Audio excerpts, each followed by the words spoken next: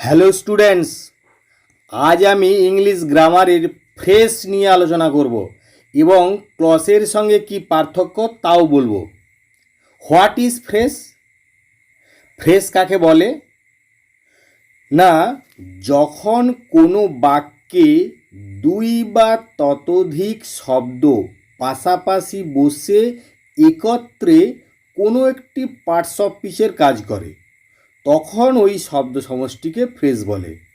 আবার বলছি, যখন কোনো বাক্যে দুই বা ততোধিক, খেয়াল করো, দুই বা ততোধিক শব্দ পাশাপাশি বসে একত্রে ওই শব্দ সমষ্টি, দুই বা ততোধিক যে শব্দ, সেই শব্দ সমষ্টি একত্রে কোনো একটি পার্টস অফ স্পিচে কাজ করে। নাউন, অ্যাডজেক্টিভ, কি ভার্ব, কি প্রিপোজিশন, এরকম কোনো একটি সিঙ্গেল পার্টস অফ স্পিচের কাজ করে, তখন ওই শব্দ সমষ্টিকে ফ্রেজ বলে। ফ্রেজ কখনো একা বাক্য তৈরি করতে পারে না বা বক্তার মনের ভাবকে সম্পূর্ণরূপে প্রকাশ করতে পারে না, কারণ ফ্রেজের মধ্যে কোনো ফাইনাইট ভার্ব থাকে না। আর ফাইনাইট ভার্ব কাকে বলে তোমরা জানো, যে ভার্বটা বাক্যের সাবজেক্টের নাম্বার, পার্সন এবং টেন্স অনুযায়ী পরিবর্তিত হয় তাকে আমরা ফাইনাইট ভার্ব বলি। এটা তোমরা আগেই পড়েছো বা আমি বলেছি, আগের ভিডিওতে শুনেছো ফাইনাইট ভার্ব কাকে বলে। তাহলে সেই ফাইনাইট ভার্ব ফ্রেজের মধ্যে থাকে না, সেই জন্যই ফ্রেজ একা কোনো বাক্য তৈরি করতে পারে না। ফ্রেজের মধ্যে আবার কোনো সাবজেক্ট ও প্রেডিকেটও নেই, ফ্রেজের নিজস্ব কোনো সাবজেক্ট বা প্রেডিকেটও নেই। ফ্রেজ একাই বাক্যে সাবজেক্ট বা অবজেক্ট হিসাবে ব্যবহৃত হয়। এই গোটা ফ্রেজটাই বাক্যে একটি সাবজেক্ট অথবা একটি অবজেক্ট হিসাবে ব্যবহৃত হয়। কয়েকটা উদাহরণ দিলে তোমরা নিশ্চয়ই ফ্রেজ সম্পর্কে বুঝতে পারবে। যেমন, he bought a cage made of iron. এখানে মেড অফ আয়রন হচ্ছে ফ্রেজ, একটি ফ্রেজের উদাহরণ। কেননা হি বট এ কেজ, সে একটা খাঁচা কিনেছিল, মেড অফ আয়রন, লোহার তৈরি। তাহলে খাঁচাটা কীরকম খাঁচা? না, লোহার তৈরি, অর্থাৎ মেড অফ আয়রন পুরোটা একটা অ্যাডজেক্টিভের কাজ করছে। এই মেড অফ আয়রন এটি পুরোটি অ্যাডজেক্টিভের কাজ করছে। কিসের গুণাবলী প্রকাশ করছে? না, কেজ, এই নাউনটির। সেই জন্যই এই মেড অফ আয়রন হলো ফ্রেজ, এবং এটাকে আমরা ওই অ্যাডজেক্টিভ ফ্রেজ বলবো, যেটা আমি একটু পরে আলোচনা করছি আবার। তারপর দেখো, the crow searched for water here and there. কাকটি এখানে সেখানে জলের খোঁজ করেছিল। তাহলে the crow searched for water, searched খোঁজ করেছিল কিসে, কোথায়? না, হিয়ার অ্যান্ড দেয়ার, এখানে সেখানে। তাহলে হিয়ার অ্যান্ড দেয়ার এই তিনটে শব্দ ফ্রেজের কাজ করছে, এবং এই তিনটে শব্দ একত্রে একটি অ্যাডভার্বের কাজ করছে, কারণ এই সার্চ ভার্বটিকে কোয়ালিফাই করছে। সেইভাবেই দেখো, weal and woe comes by turn, অর্থাৎ সুখ দুঃখ পালাক্রমে আসে। এই উয়েল অ্যান্ড ও, সুখ দুঃখ, কামস বাই টার্ন, এটি এই উয়েল অ্যান্ড ও তিনটি শব্দ একসঙ্গে মিলে একটি ফ্রেজ তৈরি করছে, এবং এটি একটি নাউনের কাজ করছে, অর্থাৎ এটিকে নাউন ফ্রেজ বলবো। He shouted at the top of his voice, সে উচ্চস্বরে চিৎকার করলো। তাহলে at the top of his voice, অর্থাৎ হিজ ভয়েস, এই নাউনটার আগে এই অ্যাট দি টপ অফ, এই চারটে শব্দ মিলিয়ে একটি ফ্রেজ তৈরি করেছে এবং একটি প্রিপোজিশনের কাজ করছে। তাহলে এই নাউনটির আগে বসেছে এবং বাক্যের অন্যান্য শব্দের সঙ্গে, প্রিপোজিশনের মতোই অন্যান্য শব্দের সঙ্গে একটা সম্পর্ক স্থাপন করছে। অর্থাৎ অ্যাট দি টপ অফ, এই চারটে শব্দ একক একটি সিঙ্গেল পার্টস অফ স্পিচ অর্থাৎ প্রিপোজিশনে কাজ করছে, এবং এটাকে আমরা বলি প্রিপোজিশনাল ফ্রেজ। তারপর দেখো, Ram always finds fault with others, Ram সর্বদাই অন্যের দোষ খুঁজে। তাহলে ফাইন্ডস, ফল্ট উইথ, এই তিনটে শব্দে একত্রে একটি ভার্বের কাজ করছে, ফাইন্ডস ফল্ট উইথ। তোমরা দেখো যে Ram always finds fault with others, এই বাক্যটিতে এই ফাইন্ডস ফল্ট উইথ এই তিনটি শব্দকে নিয়ে একটি ভার্বের কাজ করেছে এবং আর অন্য কোনো ভার্ব নেই। তাহলে ফাইন্ডস ফল্ট উইথ, অর্থাৎ এই তিনটি শব্দে একত্রে সিঙ্গেল পার্টস অফ স্পিচ ভার্বের কাজ করেছে, এবং এটিকে আমরা ভার্বেল ফ্রেজ বলতে পারি। এই পার্টস অফ স্পিচের মতো ব্যবহার অনুযায়ী পার্টস অফ স্পিচেরই নামানুসারে ফ্রেজ 5 প্রকার, অর্থাৎ এরা পার্টস অফ স্পিচের মতনই একক পার্টস অফ স্পিচের মতো ব্যবহার হচ্ছে। নাউন, কি ভার্ব, অ্যাডজেক্টিভ, অ্যাডভার্ব, সেইভাবেই ওই পার্টস অফ স্পিচেরই নামানুসারে ফ্রেজ 5 প্রকার। কি কি? না noun phrase, adjective phrase, verbal phrase, adverbial phrase আর প্রিপোজিশনাল ফ্রেজ। নাউন ফ্রেজ কি না যখন কোনো ফ্রেজ নাউনের মতো বাক্যে ভার্বের সাবজেক্ট, অবজেক্ট বা প্রিপোজিশনের অবজেক্ট হিসাবে কাজ করে তখন সেই ফ্রেজকে নাউন ফ্রেজ বলে। এই পুরো ফ্রেজটি অর্থাৎ এই শব্দ সমষ্টিতে বাক্যে নাউনের মতোই ভার্বের সাবজেক্ট হিসাবে অথবা অবজেক্ট হিসাবে বা প্রিপোজিশনের অবজেক্ট হিসাবে কাজ করে। যেমন উদাহরণ দেখো, this man is a jail bird. তাহলে এই মানুষটি হলো দাগি আসামি।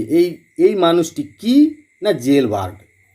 তাহলে এই দিস ম্যান ইজ, এই ইজ ভার্বটির একটি অবজেক্টের কাজ করছে জেল বার্ড এবং এটিকে আমরা বলছি নাউন ফ্রেজ, কারণ এটি অবজেক্টের কাজ করছে। এটি নাউন বা নমিনাল ফ্রেজও বলা হয়। সেইভাবে দেখো, Runu believes in virtue and vice. তাহলে রুনু বিশ্বাস করে পাপ পুণ্যে। এখানে দেখো এই বিলিভস ইন, এই প্রিপোজিশনটির একটি অবজেক্টের কাজ করছে ভার্চু অ্যান্ড ভাইস, এই তিনটি শব্দ এবং এটিকে আমরা বলছি নাউন ফ্রেজ, প্রিপোজিশনের অবজেক্ট হিসাবে কাজ করছে। তেমনি early to rise makes a man healthy, wealthy and wise. এই আর্লি টু রাইস এই তিনটি শব্দে দেখো এটি একটি সাবজেক্টের কাজ করছে এবং এইটি আমাদের এখানে noun phrase. Early to rise এইটি একটি ভার্বের সাবজেক্ট হিসাবে কাজ করছে। কোন ভার্বটির না মেক্স ভার্বটির সাবজেক্ট হিসাবে কাজ করছে। তাহলে এটি হলো নাউন ফ্রেজ। এরপরে দেখো অ্যাডজেক্টিভ ফ্রেজ।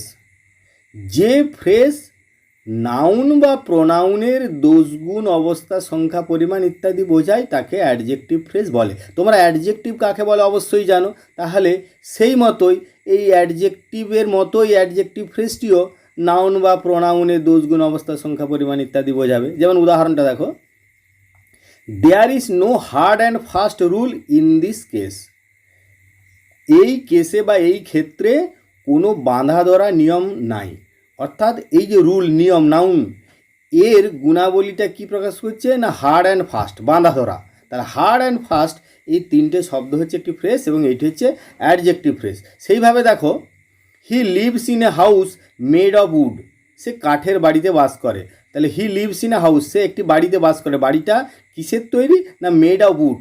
অর্থাৎ এই বাড়ি, হাউস, এটা এই নাউনটার গুণাবলী প্রকাশ করছে যে মেড অফ উড। তাহলে এই মেড অফ উড হচ্ছে অ্যাডজেক্টিভের কাজ করছে এবং সেই জন্য এটিকে বলছে অ্যাডজেক্টিভ ফ্রেজ।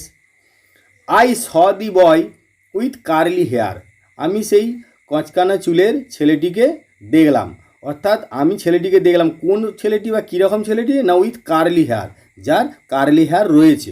তাহলে উইথ কার্লি হেয়ার এই তিনটে শব্দকে একসঙ্গে ফ্রেজ করে এটাকে আমরা বলছি অ্যাডজেক্টিভ ফ্রেজ। এরপর দেখো ভার্বেল ফ্রেজ।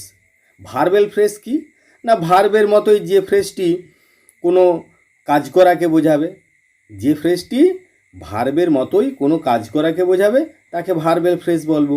অর্থাৎ ভার্বের মতো কাজটা করবে এবং এটি একটি পুরো ফ্রেজটি একটি ভার্বের রূপ নেবে এবং এটিকে একটি পুরো যেমন একটি ভার্ব কাজ করে সেই রকমভাবেই এটিও কাজ করবে সেন্টেন্সে। কীরকম উদাহরণ দিলে বুঝতে পারবে। Truth will come to light one day. সত্য একদিন প্রকাশিত হবে, কাম টু লাইট। তাহলে দেখো truth will come to light one day এই সেন্টেন্সটিতে কাম টু লাইট এই তিনটে শব্দ একসঙ্গে একটি ভার্বের কাজ করছে, আর কোনো ভার্ব নেই। দেখো তাহলে কাম টু লাইট প্রকাশিত হবে, truth will come to light one day, সত্য একদিন প্রকাশিত হবে। কাম টু লাইট এটি একটি ভার্বেল ফ্রেজ। সেইভাবে দেখো this rule does not hold good. এই নিয়মটি এখানে খাটে না। This rule does not hold good here. এই নিয়মটি এখানে খাটে না। তাহলে হোল্ড গুড এই দুটি শব্দ একত্রে একটি ভার্বের কাজ করছে এবং এটি হচ্ছে verbal phrase.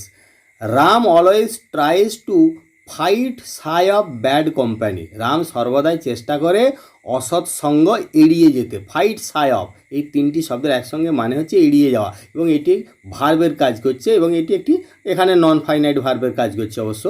Ram always tries to fight Sai of bad company. তাহলে ফাইট সাই অফ এই তিনটে শব্দ একসঙ্গে হচ্ছে ভার্বেল ফ্রেজ। অ্যাডভার্বিয়াল ফ্রেজটা কি না যে ফ্রেজটা অ্যাডভার্বের মতোই, যেমনটি অ্যাডভার্ব কাজ করে সেরকম অ্যাডভার্বের মতোই ভার্ব, অ্যাডজেক্টিভ এবং অন্য কোনো অ্যাডভার্বকে মডিফাই করে স্থান, সময়, পদ্ধতি, পরিমাণ ইত্যাদি সূচিত করে। অন্য কোনো অ্যাডভার্বের মতোই, অর্থাৎ ভার্ব, অ্যাডজেক্টিভ এবং অন্য কোনো অ্যাডভার্বের মতোই এই অ্যাডভার্বিয়াল ফ্রেজটাও অ্যাডভার্বে নাউন, ভার্ব, অ্যাডজেক্টিভ এবং অ্যাডভার্বকে মডিফাই করছে এবং এইগুলো স্থান, সময়, পদ্ধতি, পরিমাণ ইত্যাদিকে সূচিত করে। তাহলে অ্যাডভার্বিয়াল ফ্রেজটা কী না আমি আরেকবার তোমাদেরকে বলি শুনো না। যে ফ্রেজটি অ্যাডভার্বের মতোই, অর্থাৎ অ্যাডভার্বের যেরকম কাজ করে সেই অ্যাডভার্বের মতোই ভার্ব, অ্যাডজেক্টিভ এবং অন্য কোনো অ্যাডভার্বকে মডিফাই করে স্থান, সময়, পদ্ধতি, পরিমাণ ইত্যাদিকে সূচিত করে, সেটাকে আমি বলছি অ্যাডভার্বিয়াল ফ্রেজ। যেমন উদাহরণ দিলে বুঝতে পারবে, Tamal ran at a great speed, মানে তমাল দৌড়েছিল কি না ভীষণ গতিতে। তাহলে এই যে অ্যাট এ স্পিড, এটা একটা মানে ম্যানার, সেরকম অর্থাৎ রকম বা পদ্ধতি। তাহলে এটা এই অ্যাট এ গ্রেট স্পিড এই চারটে শব্দকে একসঙ্গে মিলিয়ে একটি অ্যাডভার্বিয়াল ফ্রেজ তৈরি হলো। সেইভাবে দেখো, he is begging from door to door, সে ভিক্ষা করছে দরজায় দরজায়, কোথায় না ফ্রম ডোর টু ডোর। তাহলে এই চারটে শব্দ নিয়ে অ্যাডভার্বিয়াল ফ্রেজ। তেমনি the girl fought with the dacoits in a brave manner, মেয়েটি ডাকাতদের সঙ্গে সাহসিকতার সঙ্গে লড়াই করেছিল। তাহলে ইন এ ব্রেভ ম্যানার, সাহসিকতার সঙ্গে, তাহলে ইন এ ব্রেভ ম্যানার এই চারটে শব্দ নিয়ে তৈরি হচ্ছে অ্যাডভার্বিয়াল ফ্রেজ। এরপর দেখো প্রিপোজিশনাল ফ্রেজ। প্রিপোজিশনাল ফ্রেজ মানে এটা অবশ্যই মানে প্রিপোজিশনের মতো কাজ করবে। তাহলে যে ফ্রেজটি কোনো প্রিপোজিশন দিয়ে শুরু, প্রিপোজিশনাল ফ্রেজগুলো কী হবে না প্রিপোজিশন দিয়ে শুরু হবে আর শেষও হবে প্রিপোজিশন দিয়ে। অর্থাৎ যে ফ্রেজ কোনো প্রিপোজিশন দিয়ে শুরু এবং শেষ হয় এবং বাক্যে একটি প্রিপোজিশনের মতো কাজ করে, তাকে প্রিপোজিশনাল ফ্রেজ বলে। তাহলে এই ফ্রেজগুলো প্রিপোজিশন দিয়ে শুরু হবে এবং প্রিপোজিশন দিয়েই শেষ হবে। উদাহরণগুলো খেয়াল করো, in spite of hard working he fail in the exam. In spite of, এই তিনটি শব্দ দেখো, ইন প্রিপোজিশন দিয়ে শুরু, অফ প্রিপোজিশন দিয়ে শেষ এবং ইন স্পাইট অফ, এই তিনটি শব্দ একটি ফ্রেজ এবং এটি প্রিপোজিশনের মতো কাজ করছে। হার্ড ওয়ার্কিং এর আগে বসেছে, অর্থাৎ নাউন আগে বসেছে। He fail in the exam, সে পরীক্ষায় ব্যর্থ হলো, অর্থাৎ কঠোর পরিশ্রম সত্ত্বেও he failed in the exam, সে পরীক্ষায় ব্যর্থ হলো। তেমনি there is a big playground in front of the school. আবার দেখো স্কুল এই নাউনটির আগে ইন ফ্রন্ট অফ এই তিনটি শব্দ একসঙ্গে বসেছে এবং এটি প্রিপোজিশনাল ফ্রেজ, কারণ ইন দিয়ে শুরু, অফ দিয়ে শেষ, আর এই ইন ফ্রন্ট অফ একটি প্রিপোজিশনাল ফ্রেজ। অর্থাৎ তাহলে মানেটা কী হলো না, there is a big playground, একটা বড় খেলার মাঠ রয়েছে in front of the school, স্কুলের সম্মুখে। ইন ফ্রন্ট অফ মানে সম্মুখে। তেমনি she could not come to school on account of illness, সে স্কুলে আসতে পারে নাই অসুস্থতার জন্য। তাহলে অন অ্যাকাউন্ট অফ এটি একটি প্রিপোজিশনাল ফ্রেজ। এই ইলনেস এই নাউনটির আগে বসেছে এবং ওই অন প্রিপোজিশন দিয়ে শুরু, অফ প্রিপোজিশন দিয়ে শেষ, অন অ্যাকাউন্ট অফ এই তিনটে শব্দ মিলিয়ে প্রিপোজিশন ফ্রেজ হয়েছে। এতক্ষণ তাহলে তোমরা ফ্রেজ নিয়ে আলোচনা করলাম, বুঝতে পারলে বা আশা করা যায় তোমরা বুঝতে পেরেছো। বারবার তোমরা ওগুলো দেখো, দরকার হলে আবার ফের ভিডিওটা দেখবে, পজ করে করে দেখবে। এখন এই ভিডিওতে ক্লজ নিয়ে আলোচনা করার আগে আমি বলি যে ক্লজ নিয়ে আমি যে ভিডিও তৈরি করেছি তাতে ক্লজ সম্পর্কে ডিটেলস বলা আছে, কিন্তু সেখানে ফ্রেজের কথা উল্লেখ নেই। তাই আমি ফ্রেজ আর ক্লজের মূল পার্থক্যটা একবার তোমাদেরকে বলে দিই। এখানে ক্লজ ফ্রেজ সম্পর্কে আমি আগে বললাম যে ফ্রেজটা কি না কয়েকটা শব্দের সমষ্টি, কিন্তু এই শব্দ সমষ্টির মধ্যে কোনো ফাইনাইট ভার্ব থাকে না এবং এটি নিজস্ব কোনো সাবজেক্ট বা প্রেডিকেট থাকে না। ফ্রেজ শুধুমাত্র একটি পার্টস অফ স্পিচের কাজ করে, একটি সিঙ্গেল পার্টস অফ স্পিচের কাজ করে। তাহলে ফ্রেজটা কি আগেই আমি বলেছি যে এটা এই যে দুই বা ততোধিক শব্দ সমষ্টি নিয়ে ফ্রেজ তৈরি হবে এবং এই শব্দ সমষ্টির মধ্যে কোনো ফাইনাইট ভার্ব থাকবে না এবং এর নিজস্ব কোনো সাবজেক্ট বা প্রেডিকেট থাকবে না। ফ্রেজটা শুধুমাত্র বাক্যে একটি parts of speech, single parts of স্পিচের কাজ করবে। আর ক্লজ হলো কি না এটাও কয়েকটা শব্দের সমষ্টি, কিন্তু এই শব্দ সমষ্টির মধ্যে অবশ্যই একটি ফাইনাইট ভার্ব থাকবে। ফাইনাইট ভার্ব কি আগে বললাম আমি, এই শব্দ সমষ্টির মধ্যে অবশ্যই একটি ফাইনাইট ভার্ব থাকবে এবং এর নিজস্ব সাবজেক্ট ও প্রেডিকেট থাকবে। আর ফ্রেজ কিন্তু কখনো কখনো মানে ফ্রেজ কখনোই একটা সেন্টেন্স গঠন করতে পারবে না, কিন্তু ক্লজ কখনো কখনো সেন্টেন্স একাই গঠন করতে পারে। মানে ক্লজ যদি তোমরা আগের ভিডিওটা দেখো তাহলে বুঝবে যে আমরা যে ক্লজের মেন ক্লজ বা প্রিন্সিপাল ক্লজ বলেছি, প্রিন্সিপাল বা মেন ক্লজ অবশ্যই একা একটি সেন্টেন্স গঠন করতে পারে, কিন্তু কখনোই ফ্রেজ বাক্য তৈরি করতে পারে না। কিন্তু প্রিন্সিপাল ক্লজ বা মেন ক্লজ একটি বাক্য তৈরি করতে পারে। অর্থাৎ ক্লজ একা একটা বাক্য তৈরি করতে পারে ঠিকই, কিন্তু ফ্রেজ কখনো বাক্য তৈরি করতে পারে না। তাহলে তোমরা নিশ্চয়ই ফ্রেজ এবং ক্লজ বুঝতে পারলে। আর তাছাড়া ক্লজ সম্পর্কে আরও ডিটেলস জানার জন্য তোমরা আগের ক্লজের ভিডিওটা অবশ্যই দেখবে। আশা করা যায় বুঝতে পেরেছি। যদি বুঝতে না পারো তাহলে তোমরা কমেন্ট করে জানাবে, অবশ্যই আমি এর উত্তর দেবো। Thanks for watching.